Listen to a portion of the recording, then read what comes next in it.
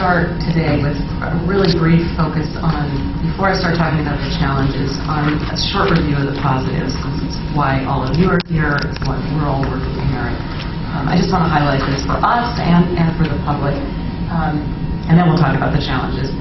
We are a model of service delivery, nationally recognized. We serve a broad range of our community, and we have more service than virtually any other city our size in the country. So we're the 24th largest metropolitan area, but our ridership is 7th in the nation, and that's quite a statistic. It's a reflection of the level of service that we have. Our ridership growth, and Neil was talking about the year-over-year growth, but our growth over the last decade has outpaced the population growth of the region and also the daily vehicle miles traveled, two statistics the transit industry looks at. So that's both good for the environment. It's also very good service for our customers, which is what we're here for. Also, when you look at our the projects we've built over the last decade, the expansion of the system, we've had an excellent record of on-time delivery and on-budget delivery. We have a very strong reputation with the FTA and nationally in transit circles. And again, the growth of the system, as Neil was mentioning, improves and expands the service to our customers. And finally, dear to my heart, while we're talking about the budget challenges, which are very real, we do have a very favorable market perception of Trimet and our debt. As I mentioned before, our payroll tax bonds are rated AAA, which is higher than the U.S. Treasury. Our debt load is manageable, and we do have capacity to issue additional debt to fund capital projects within the guidelines that you set in your debt policy. And this is becoming a more and more unusual trait for transit agencies. When you read about the big transit agencies nationally, many of them have crushing debt loads, and that's not the case with us. So our financial stability is critical to our mission of providing service and expanding service. And we do have a lot of challenges, but I just wanted to start with what's right about the system. Okay, on to the hard part now. As Neil said, all our recent conversations with you have been about budget and financials and the uncertainty that we're facing. And it's growing each month. There seems to be more things and a broader range of outcomes that we have to deal with as we think about the budget. So there are three primary areas that we look at when we think about our revenues and expenses next year. Each impacts the budget in a pretty big way, and all of them are familiar to you.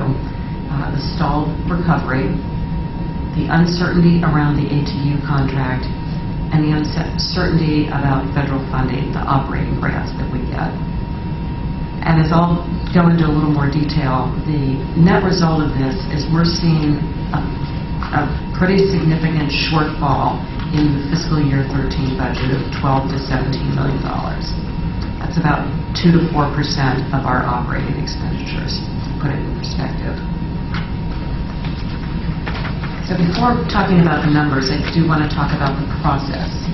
As you know, you adopted the fiscal year 12 budget in June, a few months ago, to become effective July 1. So now we're 4 months into fiscal year 12. Why are we talking about fiscal year 13? Normally we wouldn't be in front of you until January or so.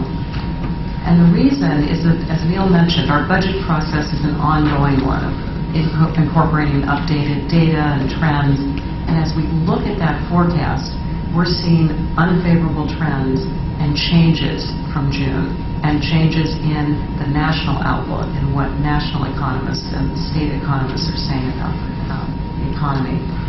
So the changes in those three critical areas have resulted in a shortfall based on these early projections of revenues and expenditures for next year. The detailed budget process will continue the same as it always does, subject to state budget law. We will adopt the budget. You'll be asked to adopt the budget in June 2012.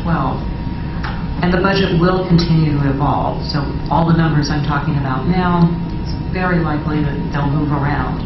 But unless there are significant improvements in the three areas that I'm mentioning, which are big areas, we see the need, we're beginning to see the need for early action to assure that we have a balanced budget in fiscal year 13. So that's the reason we're here today. So let's look at the three areas. First, as always, no surprise to you, is the economy. What we're seeing here and nationally is that employment and wage growth are slowing. It seemed like we were going to be in a slow but fairly normal recovery from the recession, but local jobs grew less than 1% in fiscal year 11. And as you know, 50% of our operating revenue is dependent on the payroll tax, and the payroll tax is dependent on how many people are working and what they're being paid. So just putting the 1% job growth in perspective, if job growth continued at 1%, we wouldn't get back to pre-recession employment levels until 2018.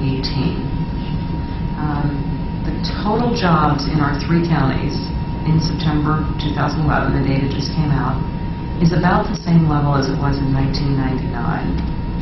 And look at it a different way. So it's gone up and down, but we're basically where we were in September 1999. At the peak employment in 2007, there were about 870,000 jobs in our area, and now we're at about 800. And that's a huge decline from peak to where we are now. So this is a statistic. We look at this forecast, we look at outside experts and the state regularly. This is one of the things that we update frequently in our forecast, but this has changed to the negative of about $3 million since June. For fiscal year 13. Picture's worth 1,000 words. This chart we continue to update and use. I think it shows in one slide the depth of the recession. So it shows job losses in red, job gains in blue. And when you look at our most recent recession, over on the right, from 08 to 10, you see job losses, these are year-over-year losses, that are significantly deeper than what we've seen in previous recessions. And then if you look at the far right, the blue lines, the job recovery is much lower. And the trend there isn't good. In growing jobs, it's kind of going flat out there. This is the picture, which is the reason we're lowering the forecast for job growth. It's also a national trend. Payroll taxes, other transit agencies aren't supported by payroll taxes, but if you look at payroll taxes around the country, I just saw the statistic that 25 states actually have declining payroll tax revenues, not just us. The next big uncertainty is the union contract. And you gave us a directive to bring the growth of union wages and healthcare costs into line with revenue growth so that we could become fiscally sustainable. In the past, wages and benefits have been growing significantly faster than our tax revenue has. And this was our goal going into the labor negotiations. As you know, there was recently an ERB decision which eliminated potential wage and retirement benefit savings from the current arbitration.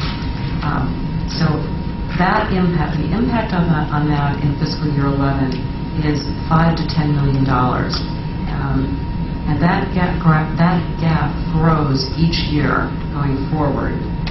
And we also think the impact could be higher depending on some other unsettled issues. There's a lot of uncertainty around this, but 5 to 10 is an estimate of the fiscal year 13 only estimate. And then finally, another area that we've been discussing is the federal operating funds. So Trimet receives $40 to $45 million a year of federal funding, which is available to meet our growing preventive maintenance needs. It essentially helps us offset our operating costs. There's significant uncertainty about the funding levels for all transit agencies because of the debt ceiling, because of the super committee, because of the fact that the highway and transit funds are running out of money. We are estimating the potential fiscal year 13 impact as $4 million to the bad. So this is not just us. There was a survey of transit agencies by the Public Transit Association. 80% of all transit districts nationally have cut service and/or increased fares in the last few years. I've put a couple on here just because we know their names. It's virtually universal. And like us, most transit agencies are loath to cut service. But raising fares is also hard. There are no easy choices, and we're all having to make them. I also wanted to highlight in the public what we've already done, because as we think about what we can do, we have to look at the steps that we've already taken. So as everyone knows, we made significant cuts in fiscal year 10 and 11. Those 2 years we were fortunate enough to have $7 million in each year of stimulus money, which could be applied to the operating budget. Most of it could not. So we applied $14 million in those 2 years to offset the shortfall, and we cut $46 million in those 2 years. So basically a $60 million shortfall was filled. As a result of that, we cut nearly every part of the fixed route system. Did not cut Lyft, but the fixed route system. 13% of bus service hours and 10% of service hours on MAX. As you know, we've also been increasing fares. As a result of the service cuts, the workforce was reduced by over 200 positions. This was both through attrition, retirement, and some layoffs.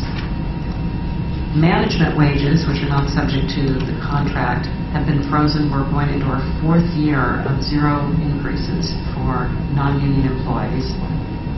And non-union employees have also been paying a higher percentage of their health care costs. And finally, we've been deferring capital investments. You've seen the presentations on the fact that our bus fleet is among the oldest in the country. We are making slow improvements to that, but it's just one symbol of the way we've made decisions to defer capital investments to keep service on the street. So following these cuts and the savings that resulted in the past, it means there's no low-hanging fruit or easy decisions. Now, none of these were easy, but they've already been made. So as we go into fiscal year 13, there are a lot of tough decisions, and I'm turning it over to Neil to talk about the tough decisions.